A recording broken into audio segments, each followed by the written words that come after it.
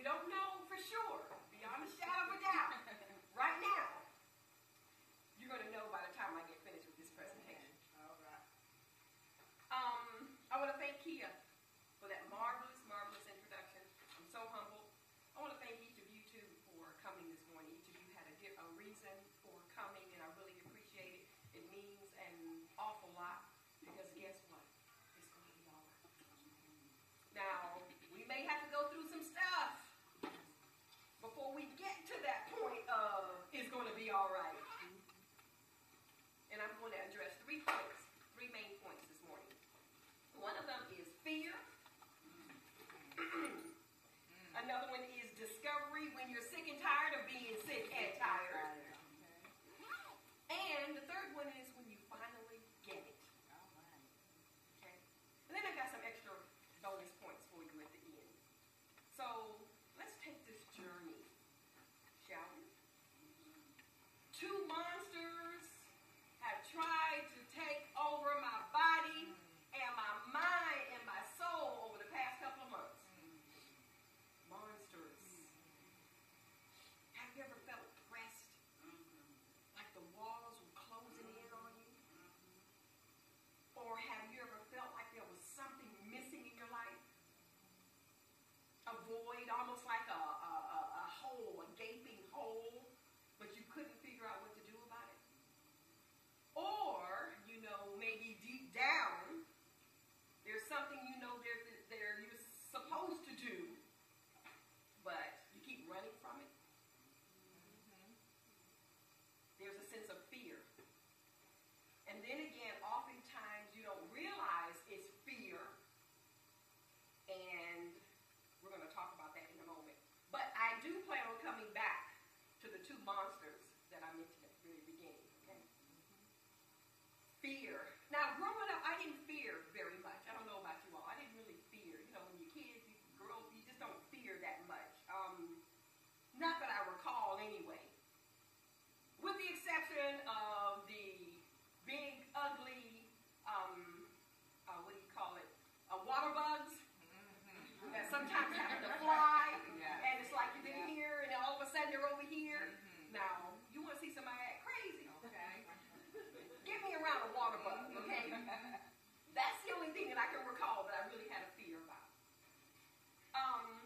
I grew up in a loving home, pretty sheltered for the most part because I was a military brat, lived on military bases. I got lost in Brooklyn, New York. I was 9 years old. Wow. We had flown in one evening in between traveling different countries. And one morning, we came in on one night. The next morning, me and one of my cousins went riding a bicycle.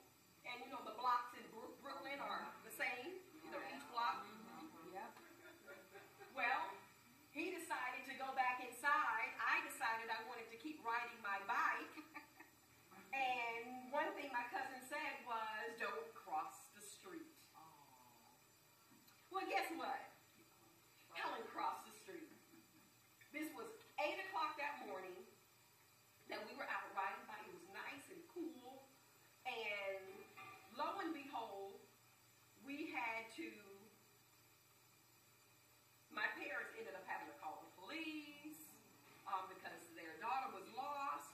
And their daughter had no fear, so she kept crossing the street and going farther and farther away from my aunt's where she lived. I didn't even know my aunt's last name. All I knew was Aunt Maggie. So, even if I asked to find her, I couldn't find her by her name. I ended up 12 hours later, 20 blocks away from my aunt's house. My parents were about to lose their mind. But that whole time, I was not in fear. I was fascinated. Now, keep in mind now, growing up in the military base, it's kind of like a block. Right. Everybody know everybody. Oh, my goodness. I saw the subways and the street vendors, and nobody bothered me. So I got lost in Brooklyn, New York. I got shipwrecked on an island outside of Okinawa, Japan. I was a Girl Scout. We went on a trip.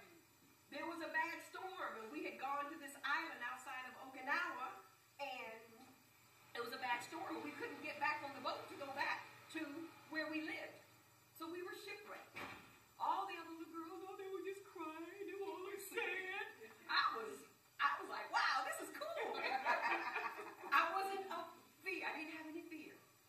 I even was the first person to get on a helicopter the next morning to go back to the island. And my mother has a newspaper clipping to prove it. Big college, when we moved here, I went off to Atlanta, Georgia State University.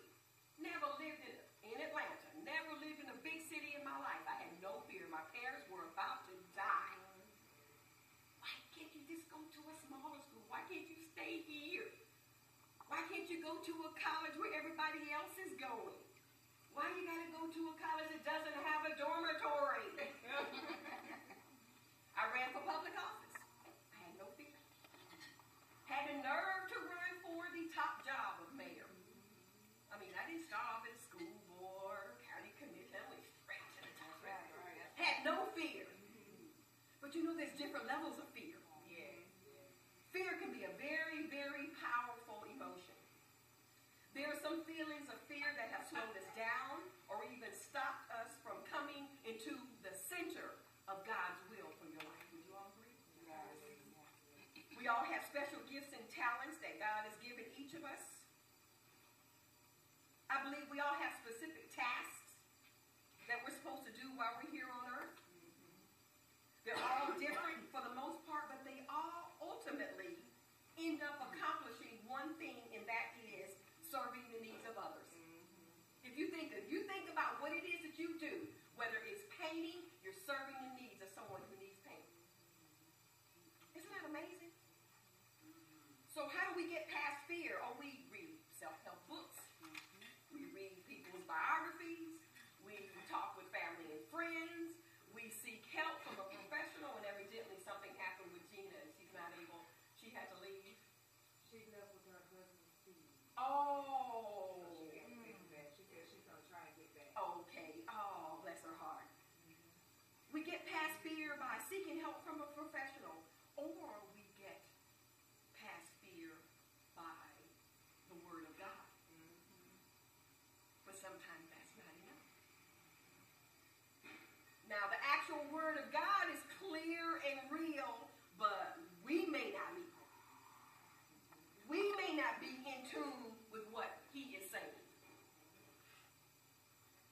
What the words are saying to us. Think about it. We've been going to church pretty much most of us all our lives. We go to worship service. We go to Bible study groups, Wednesday night service, Sunday school. So why is it that we still feel empty sometimes? Why do we feel like we're searching for something? I believe it's because we're not in tune, in alignment with God. That's what I believe. We have not totally, unconditionally allowed our heart and soul to be submitted to God. And I know that's a tough pill to swallow because it was for me, but hold on to that thought. I'm going to be back to address it. But let me go back just a little bit. Discovery is the second part. When you're sick and tired of being sick and tired. Anybody ever been there before? Woo! Life and living is a beautiful thing. You know, we get up in the mornings, we go to our jobs, we go to our businesses, we marry, we have children, we divorce, we remarry, we divorce again. I've been married and divorced twice, okay? Not that I'm bragging about it, but I feel like the next time is going to be a good one. I don't know where he is. All right. But I'm still praying, okay?